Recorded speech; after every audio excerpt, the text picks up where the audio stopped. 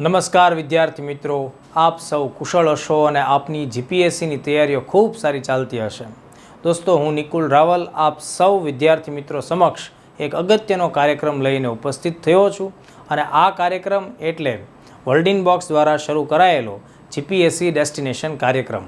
દોસ્તો, આ GPSC destination કાર્યક્રમમાં અમે લોકો ખૂબ જ અગત્યના ટૉપિક ઉપર પરીક્ષાલક્ષી ઉપયોગી સાબિત થાય એવી ચર્ચાઓ કરવાના છીએ અને આ બધી જ ચર્ચાઓને ફોલો કરવાથી તમને આવનારી એક્ઝામમાં ખૂબ સારું સકારાત્મક પરિણામ પણ મળવાપાત્ર થશે. તો દોસ્તો, આજે આપણે જીપીએસસી ડેસ્ટિનેશન કાર્યક્રમમાં સૌથી પહેલા ટૉપિક તરીકે કેન્દ્ર સરકારની એક યોજના ઉપર ચર્ચા કરવી છે અને એ યોજનાનું નામ છે વૈભવ સ્કીમ.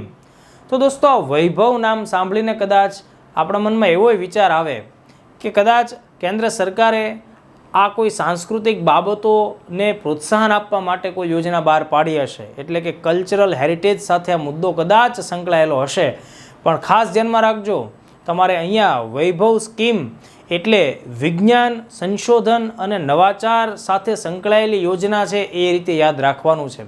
હું તમને એની ડિટેલમાં પણ લઈ જાઉં છું. મિત્રો, હંમેશા યાદ રાખવું કે જ્યારે પણ કોઈ પણ યોજના ચર્ચામાં આવતી હોય ત્યારે એ ક્યારે શરૂ થઈ અને તેનું મૂળ વિષય વસ્તુ એટલે કે કયા ક્ષેત્ર સાથે સંબંધિત છે એ યોજના, આ બે બાબતો તો આપણે અચૂકપણે ધ્યાનમાં રાખવું પડે.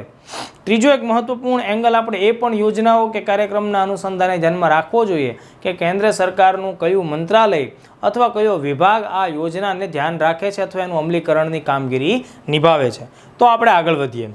સૌ પ્રથમ આ વૈભવ સ્કીમ એનું પૂરું નામ શું થાય છે આપણે એને ચકાસીએ. તો દોસ્તો, વૈભવ સ્કીમનું પૂરું નામ થાય છે વૈશ્વિક ભારતીય વૈજ્ઞાનિક. તો આ આખી યોજનાનો ઉદ્દેશ એવો છે કે ભારતમાં વિજ્ઞાન, ટેકનોલોજી, સંશોધન અને નવાચારની કામગીરી સાથે વિદેશોમાં વસતા ભારતીય વૈજ્ઞાનિકો અથવા વિદેશોમાં વસતા ભારતીય મૂળના વૈજ્ઞાનિકો હોય એ લોકો ભારતમાં પરત આવે.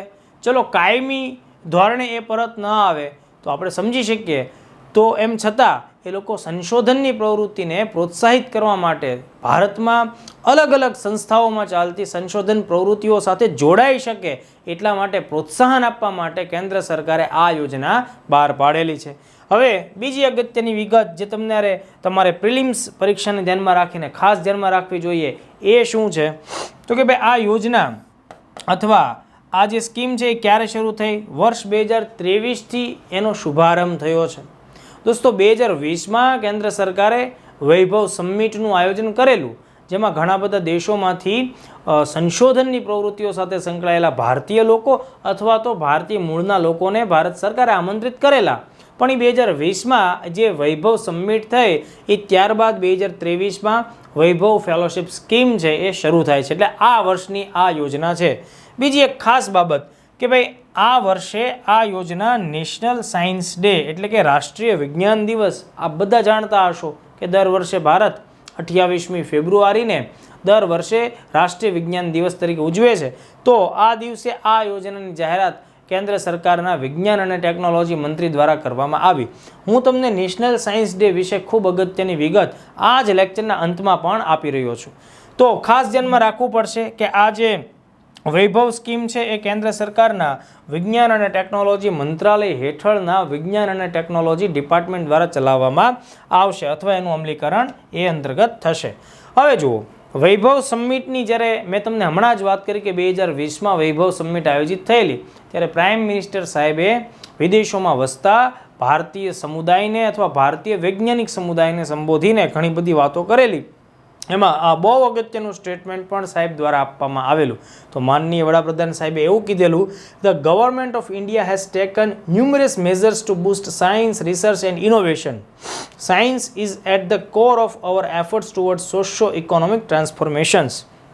દોસ્તો, આ વિધાન તમને મુખ્ય પરીક્ષાઓમાં, નિબંધોમાં, જીએસના પેપરમાં ખૂબ જ કામ લાગી શકે એવું છે કે ભાઈ કોઈ પણ દેશ વિજ્ઞાન, સંશોધન અને નવીનતા એટલે કે નવાચાર વગર સામાજિક બદલાવ કે આર્થિક બદલાવ લાવી નથી શકતો અને ભારત પણ આ જ પ્રકારે પોતાના દેશમાં સામાજિક બદલાવ માટે, આર્થિક બદલાવ માટે થઈ વિજ્ઞાન, સંશોધન અને નવાચાર ઉપર ફોકસ કરી રહ્યું છે, આવું પ્રાઇમ મિનિસ્ટર સાહેબનું કહેવાનું છે. એટલે ઘણી બધી વખત તમે આવી પણ ચર્ચાઓ સાંભળતા હો છો કે ભારત જેવા ઘણા બધા વિકાસશીલ દેશોમાંથી જે ખૂબ સારી પ્રતિભાઓ છે વિજ્ઞાન ક્ષેત્રની અથવા તો સંશોધન ક્ષેત્રની, એ અહીંયા સુવિધાઓ કે પ્રોત્સાહનના અભાવે વિદેશોમાં જતી રહેતી હોય છે.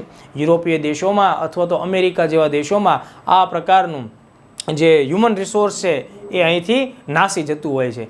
પણ 2014 પછી નરેન્દ્ર મોદીજી જ્યારથી દેશના વડાપ્રધાન બન્યા છે, એમણે સંશોધનની પ્રવૃત્તિ માટેનું જે આખો એટીટ્યૂડ છે એમાં ઘણો બધો બદલાવ લાવ્યા છે. અને આ બધું જ હ્યુમન બ્રેઇન, જે ઇન્ડિયન હ્યુમન બ્રેઇન તમે કહી શકો, જે વિદેશો માટે કામ કરે છે, વિદેશોમાં સંશોધનની પ્રવૃત્તિ કરે છે, એમને ફરીથી ભારત સાથે જોડવા માટેના અવનવા પ્રયત્નો ભારત સરકાર એ દિશામાં ચલાવી રહી છે. એનું આપણને અહીંયા એક્ઝામ્પલ મળી આવે છે.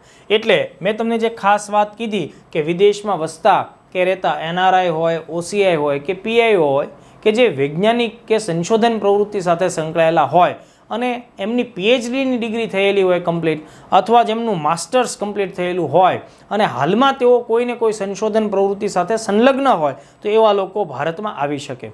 ભારતમાં STEM અંતર્ગત આવતા કોઈ પણ ફિલ્ડમાં એ લોકો ઝંપલાવી શકે. તો આપણને પ્રશ્ન થાય, STEM આ એક નવો શબ્દ છે, STEMનો મતલબ શું થાય? STEM એ અલગ અલગ શબ્દોમાંથી પ્રથમ અક્ષર લઈ અને ભેગો કરેલો એક શબ્દ છે. જો STEM અથવા MM, એનો મતલબ થશે science, technology, engineering, mathematics and medicine.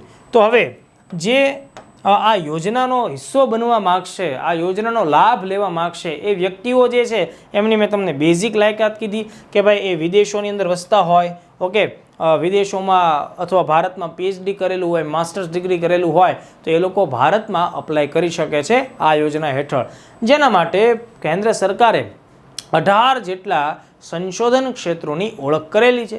જેના માટે કેન્દ્ર સરકારે આ વૈભવ સ્કીમ હેઠળ નોલેજ વર્ટિકલ્સ આવો શબ્દ વાપરેલો છે. નોલેજ વર્ટિકલ્સ, જેમાં 18 ક્ષેત્રોનો સમાવેશ થાય. જે પૈકી જે પ્રમુખ ક્ષેત્રો છે, જેમ કે ક્વોન્ટમ ટેકનોલોજી છે, સ્વાસ્થ્ય છે, ફાર્મા છે, ઇલેક્ટ્રોનિક્સ છે, કૃષિ છે, ઉર્જા છે, computer science, okay, material science, આવા 18 જેટલા ક્ષેત્રો છે. તો અહીંયા તમારે એક નવો શબ્દ ધ્યાનમાં રાખવાનો છે. આવા બધા ક્ષેત્રો માટે સરકારે શબ્દ વાપર્યો છે નોલેજ વર્ટિકલ. તો કદાચ જે વિધાનવાળા ક્વેશ્ચન આવે તો એમાં 18 જેટલા નોલેજ વર્ટિકલ આઈડેન્ટિફાય કર્યા છે, આવું વિધાન તમને પૂછી શકાય. તો એ તમારે એનો જવાબ છે એ આપતી વખતે આ વિગત ધ્યાનમાં રાખવી. ચલો હવે એનાથી આપણે આગળ થોડીક ચર્ચા કરીએ કે ભાઈ કોઈ વ્યક્તિ વિદેશમાં વસે છે, કે તો એ ભારતનો જ નાગરિક છે પણ ત્યાં સંશોધન કરે છે, અથવા એમના પૂર્વજો ભારતીય હતા એટલે કે ભારતીય મૂળનો વ્યક્તિ છે અને અત્યારે હાલમાં પોતાના દેશમાં મતલબ કે પોતાના વિદેશમાં વસે છે, તો એ વ્યક્તિ ભારતની કોઈ પણ સંશોધન સંસ્થા સાથે જોડાઈ શકે છે. બરાબર, મિનિમમ ક્વોલિફિકેશન સાથે ભારતની કોઈ પણ હાયર રિસર્ચ ઇન્સ્ટિટ્યૂટ અથવા તો હાયર એજ્યુકેશનલ ઇન્સ્ટિટ્યૂટ સાથે જોડાઈ શકે છે. બરાબર, તો એ કેટલા વર્ષ માટે આ યોજના અંતર્ગત જોડાઈ શકે છે? તો ઓછામાં ઓછા એમણે 3 વર્ષ માટે જોડાવાનું રહેશે. અને એ દરેક 3 વર્ષમાં પ્રત્યેક વર્ષ એણે 2 મહિના જેટલો સમયગાળો ભારતીય સંસ્થા કે જેની સાથે એણે ટાઈઅપ કર્યું છે, કોઈ IIT હોઈ શકે છે અથવા NIT જેવી સંસ્થા હોઈ શકે, તો ત્યાં એણે 2 મહિના છે સમય સંશોધન પ્રવૃત્તિઓ સાથે સંકળાઈને પસાર કરવાનો રહેશે. અને આ કામગીરી બદલ કે જે પોતાનો એક્સપિરિયન્સ શેર કરવો અથવા વિદેશોમાં જે નવીન પ્રકારની સંશોધનની પ્રેક્ટિસ ચાલતી હોય એ બધા સાથે ભારતીય લોકોને જોડવા, આ બધી જ પ્રવૃત્તિ કરવા બદલ ભારત સરકાર એમને પ્રોત્સાહન આપવા માટે દર મહિને પ્રતિ માસ 4 લાખ રૂપિયાની સેલરી આપશે. આ ઉપરાંત તમામ પ્રકારનો ડોમેસ્ટિક અને ઇન્ટરનેશનલ જે પ્રવાસનો ખર્ચ થશે એ પણ સરકાર ભોગવશે. આ ઉપરાંત એમને તમામ પ્રકારની એકોમોડેશનની સુવિધા એટલે કે રહેઠાણની સુવિધા આપશે. અને ક્યારેક કોઈ આકસ્મિક બાબતો બને તો આકસ્મિક તમામ પ્રકારના ખર્ચ પણ સરકાર આપવા માટે તૈયાર છે. તો આ બધા જ મુદ્દાઓથી દોસ્તો આપણને ખ્યાલ આવે છે કે ભારત સરકાર વિજ્ઞાન, સંશોધન અને નવાચારના ક્ષેત્રમાં ઘણી બધી સકારાત્મક થઈ રહી છે અને ભારતીય લોકોને ભારતમાં જ સંશોધનમાં આગળ વધો અને ભારતને જ વિશ્વ સ્તર ઉપર એક મોટી અર્થવ્યવસ્થા બનાવો એ માટેનું પ્રોત્સાહન આપતી હોય એવું આપણને જોવા મળે છે. હવે જુઓ દોસ્તો, અહીંયા આ વૈભવ સ્કીમનો મુદ્દો તો કમ્પ્લીટ થાય છે, પણ તેની જ સાથે એક બીજો અગત્યનો મુદ્દો જોડાયેલો છે, એ મારે તમને સમજાવવાનો છે. કારણ કે જ્યારે કોઈ પણ દેશ વિજ્ઞાન સંશોધન અને ઇનોવેશનમાં આગળ વધે છે ત્યારે ત્યાંનું આખું વાતાવરણ બદલાય છે દોસ્તો. અને એ દેશમાં વિજ્ઞાન સંશોધન અને ઇનોવેશન વધવાથી વૈશ્વિક સ્તર ઉપર ત્યાં નવી નવી પ્રોડક્ટ્સ તૈયાર થશે, નવા નવા કોન્સેપ્ટ્સ ઉપર કામગીરી આગળ વધશે અને ત્યાંનું ઇનોવેશન કલ્ચર આખું બદલાશે. એટલા માટે આપણે ખાસ એક કોન્સેપ્ટને સમજવો જોઈએ જે પ્રિલિમ્સ માટે આપણને ઉપયોગી થાય. એ એક આંતરરાષ્ટ્રીય સ્તરનો એન્યુઅલ એક ઇન્ડેક્સ છે દોસ્તો, જેને આપણે ગ્લોબલ ઇનોવેશન ઇન્ડેક્સ તરીકે ઓળખીએ છીએ. દોસ્તો ગ્લોબલ ઇનોવેશન ઇન્ડેક્સ પ્રિલિમ પરીક્ષા માટે ખૂબ જ ઉપયોગી છે અને યુનાઇટેડ નેશનની એક સ્પેશિયલ એજન્સી છે VIPO, જેને આપણે વિપો તરીકે ઓળખીએ છીએ. તો દોસ્તો વર્લ્ડ ઇન્ટેલેક્ચ્યુઅલ પ્રોપર્ટી ઓર્ગેનાઇઝેશન કે જે યુનાઇટેડ નેશનની 15 સ્પેશિયલ એજન્સીઓ પૈકીની એક છે અને આ વિપોની સ્થાપના 1967માં થઈ અને વિપોનું હેડક્વાર્ટર સ્વિટ્ઝરલેન્ડના જીનેવા ખાતે આવેલું છે. તે પ્રતિ વર્ષે ગ્લોબલ ઇનોવેશન ઇન્ડેક્સ નામનો એક અહેવાલ કે સૂચકાંક રજૂ કરે છે. તાજેતરમાં અત્યાર સુધીના અનુસંધાને જે સૌથી છેલ્લો ગ્લોબલ ઇનોવેશન ઇન્ડેક્સ રજૂ કરવામાં આવેલો તે વર્ષ 2022માં રજૂ કરવામાં આવેલો છે મિત્રો. અને એ અત્યાર સુધીમાં રજૂ કરવામાં આવેલા અહેવાલો પૈકી એ 15મો અહેવાલ છે. આ વસ્તુ આપણે પ્રિલિમ માટે ખાસ ધ્યાનમાં રાખીશું. અને આ 15મા અહેવાલની જે મુખ્ય થીમ છે દોસ્તો, ઓકે, એ છે what is the future of innovation driven growth. આ થીમ તમારે પ્રિલિમ્સ માટે યાદ રાખવાની છે. હવે જુઓ, આ જે 15મો અહેવાલ આપવામાં આવ્યો મિત્રો, એમાં ભારતનું સ્થાન 40મું છે આઉટ ઓફ 132 કન્ટ્રીઝ, એટલે કે 132 દેશો અથવા અર્થવ્યવસ્થાઓ પૈકી ભારત 40મા સ્થાને છે. આ તમારે પ્રિલિમ્સ માટે ખાસ ધ્યાનમાં રાખવાનું છે. અહીંયા તમને એક આકૃતિ આપવામાં આવી છે, એક ગ્રાફ ઇન્ફોર્મેશન માટેનો આપવામાં આવેલો છે, જેમાં ભારતની ગ્લોબલ ઇનોવેશન ઇન્ડેક્સમાં પોઝિશન 2015માં 81મા ક્રમાંકે હતી, જે આગળ જતાં 7 વર્ષમાં પ્રગતિ કરી અને 40મા ક્રમાંક ઉપર છે. તો આપ બધા જાણો છો મિત્રો કે તમે જ્યારે પ્રિલિમ્સ પાસ કરીને મુખ્ય પરીક્ષાના દરવાજા ખટખટાવો છો ત્યારે તમને ગુજરાતી અને અંગ્રેજી બંનેના પેપરમાં આકૃતિના વર્ણન કરવાના પ્રશ્નો પૂછાતા હોય છે. ત્યાં તમને આ પ્રકારની આકૃતિ પણ આપી દેવામાં આવે. તો આ આકૃતિ શું સૂચવે છે? તો કે ભાઈ 2015માં ભારત ગ્લોબલ ઇનોવેશન ઇન્ડેક્સમાં 81મા સ્થાને હતું, જે આગળ 7 વર્ષમાં 2022માં 40મા સ્થાન ઉપર છે. એનો મતલબ કે આ 7 વર્ષમાં ભારતની અંદર સરકારી નીતિઓમાં ઘણો બધો બદલાવ આવ્યો હશે કે જે સ્કૂલ લેવલથી લઈને હાયર એજ્યુકેશનલ ઇન્સ્ટિટ્યૂટ સુધી આખું નવીનતા અને સંશોધનને પ્રોત્સાહન આપતી નીતિઓ અને કાર્યક્રમો ઘડવામાં આવ્યા હશે. સરકારે ખાનગી ક્ષેત્રોને પણ વિજ્ઞાન અને ટેકનોલોજીના અને ઇનોવેશનના તમામ ક્ષેત્રોમાં ઘણા બધું પ્રોત્સાહન આપ્યું હશે અને એના લીધે આપણને આવો પોઝિટિવ ચેન્જ જોવા મળે છે. તો આ વિગત તમારે ખાસ ધ્યાનમાં રાખવાની છે. અહીંયા પણ મેં જેટલું તમને કહ્યું આ બધી વિગતો પ્રિલિમ્સ માટે ખૂબ જ ઉપયોગી સાબિત થશે. ચલો હવે એક બીજી બાબત, નેશનલ સાયન્સ ડે, રાષ્ટ્રીય વિજ્ઞાન દિવસ. ભારતમાં 1987થી એટલે કે 1987થી પ્રતિ વર્ષે 28મી ફેબ્રુઆરીને રાષ્ટ્રીય વિજ્ઞાન દિવસ તરીકે આપણે ઉજવીએ છીએ. કેમ? તો કે ભાઈ વર્ષ 1928માં CV રામન દ્વારા રામન અસર છે એની શોધ કરવામાં આવી હતી. અને રામન અસરની શોધ છે એ બદલ CV રામનને 1930માં નોબેલ પારિતોષિક પણ મળ્યો હતો ભૌતિકશાસ્ત્રનો. અને એ રીતે એ માત્ર ભારતના જ નહીં પણ સમગ્ર એશિયાના સૌથી પહેલાં એવા ભૌતિકશાસ્ત્રી બની ગયા કે જેમને નોબેલ પારિતોષિક મળ્યો. તો દોસ્તો CV રામને 1928માં 28મી ફેબ્રુઆરીના દિવસે રામન અસરની શોધ કરી હોવાને લીધે 1987થી આપણે દર વર્ષે 28મી ફેબ્રુઆરીને આપણો રાષ્ટ્રીય વિજ્ઞાન દિવસ તરીકે ઉજવીએ છીએ. તો ચાલુ વર્ષ 2023માં જે આપણે રાષ્ટ્રીય વિજ્ઞાન દિવસ ઉજવો એની થીમ ખાસ યાદ રાખજો, global science for global well being. આ વસ્તુ તમારે ખાસ ધ્યાનમાં રાખવાની છે. હું ફરીથી કહું છું, 2023માં ઉજવાયેલા રાષ્ટ્રીય વિજ્ઞાન દિવસ નેશનલ સાયન્સ ડે એની થીમ છે global science for global well being. હવે જો મિત્રો, GPSCએ ભૂતકાળની પરીક્ષાઓમાં નેશનલ સાયન્સ ડેની થીમ આપણને પૂછેલી છે અને છેલ્લા પેપરમાં તો છેલ્લા 4 વર્ષની થીમ પણ પૂછવામાં આવેલી છે. તો જુઓ અહીંયા જે સ્ક્રીન ઉપર 2015થી લઈને 2023 સુધીની નેશનલ સાયન્સ ડેની થીમ રજૂ કરેલી છે. જેમ કે 2023માં હમણાં જ મેં વાત કરી global science for global wellbeing.